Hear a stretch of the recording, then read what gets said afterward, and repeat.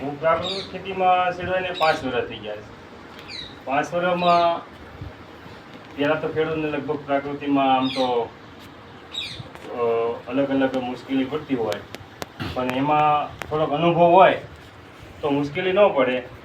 શરૂઆતમાં મારે આ બધા સાહેબોનો સપોર્ટ હતો એટલે ક્યાંય મુશ્કેલી ન પડી. આપણે ઘર જીવામૃત બનાવવાનું હોય કે 10 પૂર્ણ રગ બનાવવાનું હોય, જીવામૃત બનાવવાનું હોય, એ રીતે બધી તાલીમ અને મિટિંગમાં જ્યાં એટલે એનો અનુભવ થઈ ગયો.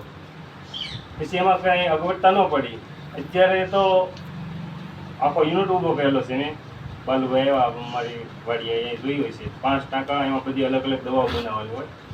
જીવામૃત હોય, ઘન જીવામૃત હોય, 10 પૂર્ણ રગ હોય, અને ત્યાંથી આપણે ખેડૂતને પણ વેતરણે કરીએ છીએ. અહીંયા માતલ પરના ખેડૂત હોય કે ડુંગર પરના હોય, બેડાના હોય. 5 ટાંકા છે 1000 લીટરના. જેને 10 પૂર્ણ રગ કે અગ્નિસ્ત્ર જોતો હોય તો અમારો સંપર્ક કરજો. અમને તમને બધાને પૂરું હોય પાડીશું. એ રીતેની ખેતી અત્યારે શરૂ છે. ખેતીમાં ટાઇટિંગમાં આપણે શીખવાનું એ જ છે કે જીવામૃત બનાવતા શીખી જાય, પછી એની બધી દવાઓ બનાવાય અને એ રેગ્યુલર વાપરીએ તો એમાં પાકમાં કાંઈ નુકસાન નથી જતું. આપણે ઘણાને બીક હોય કે આપણે આ કેમિકલવાળી ખેતી છોડીએ અને ઓર્ગોનિકમાં જઈશું, પ્રાકૃતિક ખેતીમાં જઈશું તો કે નુકસાનમાં જાવ. પણ નુકસાનમાં જતા નથી, પણ એની સામે કાળજી લેવી પડે. આપણે કાળજીમાં એમ કે આપણે પહેલાંથી કે આ ચોમાસું શરૂ કરવી છે 2 વીઘા, તો એમાં પહેલાંથી અગાઉથી આપણે ગૌમૂત્ર ભેગું કરવું પડે, એનું શીખવું પડે. અને એમાંય તમને જો અગવડતા પડતી હોય તો અમે આખો સ્ટાફ તમારે એ રહેશે કે ગમે ત્યારે મને ફોન કરો, અજીતસિંહને ફોન કરો. અમુક દવાઓ તો હું તમને પૂરી પાડી દેવાનો છું. આખો યુનિટ ઊભો કર્યો મેં બેડા કે તમારે ખાલી જીવામૃત ઘેરે બનાવી શકો કે આંકડાનો બોળો ઘેરે બનાવી શકો, જથ્થામાં વાપરવું પડે. આપણે 200 લીટરમાં. બાકી તમને ઉપર છાંટવાની 10 પૂર્ણ રગ મેં ગયા વર્ષે 800 લીટર બનાવી. એ બધા ખેડૂતોને ફ્રીમાં આપી. એનાથી રોગ જીવાત બધો કંટ્રોલ થઈ જાય. આપણે ડુંગળી હોય કે કપાસ હોય, સિંગ હોય, એટલે એના રિઝલ્ટ અમે એવા જોઈએ. અને રેડીમેડ અમારા એપીઓમાં તે પણ અહીંયા જ એપીઓ છે, ત્યાં હાલ અત્યારે પેકિંગ ક્યારે જ છે. 10 પૂર્ણ રગના હોય, અગ્નિસ્ત્રના હોય, બ્રહ્માસ્ત્રના હોય.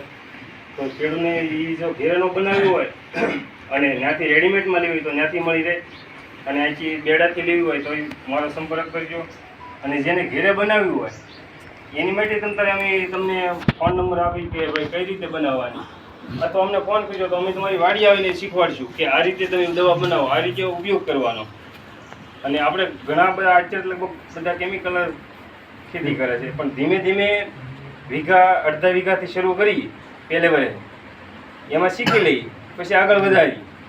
ખાસ કરીને આપણે બધા ખેડૂત અત્યારે બધા શાકભાજી બનાવી હોય છે, કપાસમાં દવા છાંટતા હોય એટલે આપણે શાકનો કેરો હોય શાકભાજીનો એમાં કુંવરો મારી દઈએ, બરાબર. એ આપણે ખાવાનું. અને આગળ જતા એ તો આપણને ખબર જ છે બધાને કે આપણે શાકભાજીમાં કે અનાજ કઠોળમાં જે દવાઓ છાંટીએ છીએ એ આપણે જ ખાવાનું છે, અથવા બજારમાં વેચવા તો બીજા માણસોએ ખાવાનું છે. એ બધાને નુકસાન જ છે.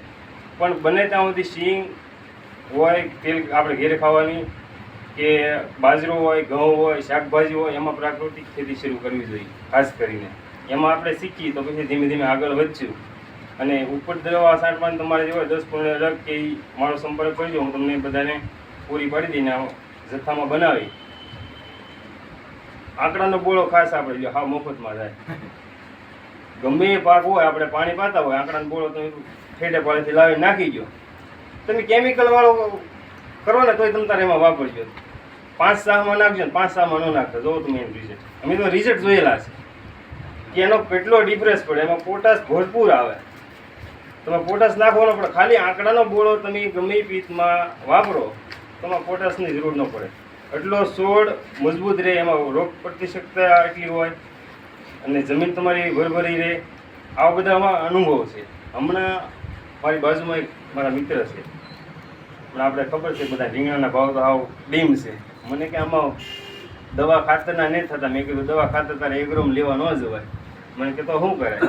મેં કીધું આંકડો કાપીએ, એક ટીપણામાં નાખી દે, ગૌમૂત્ર ન હોય તો મારી પાસે લીધા, મારી પાસે તો જથ્થામાં પીડ્યું હોય, આખું વર્ષ જેવું કરતો હોય, 200 લીટર મારી પાસે પીડ્યું હોય, સાઇઝ પણ મારી પાસે એટલી આખા વર્ષની ભેગી કરેલી પડી હોય, તો એને આપણે જો સપોર્ટ કરી કે ભાઈ લઈ જા. 3 મહિના અહીંયા રીંગણીમાં એક પણ દાણો ખાતરની ઉપરથી નહીં ફોવારો. રીંગણા અત્યારે 12-13 જેટલા શરૂ છે. મને હમણાં કીધું કે આવો આંટો મારો. મેં કીધું કેમ લાગ્યું રીંગણીમાં કે કલરમાં રીંગણીમાં પોવાળને તમે જુઓ તો ખરા. મેં કીધું આમાં કાંઈ નાખ્યું કે હજી કાંઈ નહીં નાખ્યું. મેં કીધું આમાં જે તમે એગ્રોમાંથી લાવો ને એટલું જ તાકાત આમાં હોય. એટલે આ રીતે ધીમે ધીમે આપણે ખેતી શરૂ કરીશું પ્રાકૃતિક, તો આમાંથી આપણે ખર્ચમાંથી બચ્યું, ઘેરે પણ રોગમાંથી બચ્યું. એટલે ધીમે ધીમે જો અત્યારે સરકારની બહુ મદદ આપણને સારી જ કહેવાય કે ભાઈ જો આવા સાહેબો થાય તો આપણને અહીંયા આવીને સમજાવતા હોય કે ભાઈ તમે આ સરસ વગેરેની ખેતી કરો, આ ખેતી કરો તો આપણે બધી રીતે ફાયદા થાય. જીવામૃત બનાવવા માટેની તો બધાને પોસ્ટર બધાને આપશે આગળ, એમાં તમારે શીખી લેવાનું. અને જરૂર પડે તો તમે તારે અમારા ગમેનો સંપર્ક કરીએ, તમને શીખવાડશું. સરસ. સગુભાઈ એમ તો ઘણા વર્ષોથી પ્રાકૃતિક ખેતી કરે છે. બીજું કે આ ખેતી પદ્ધતિ પ્રાકૃતિક ખેતી પદ્ધતિ છે એ વર્ષોથી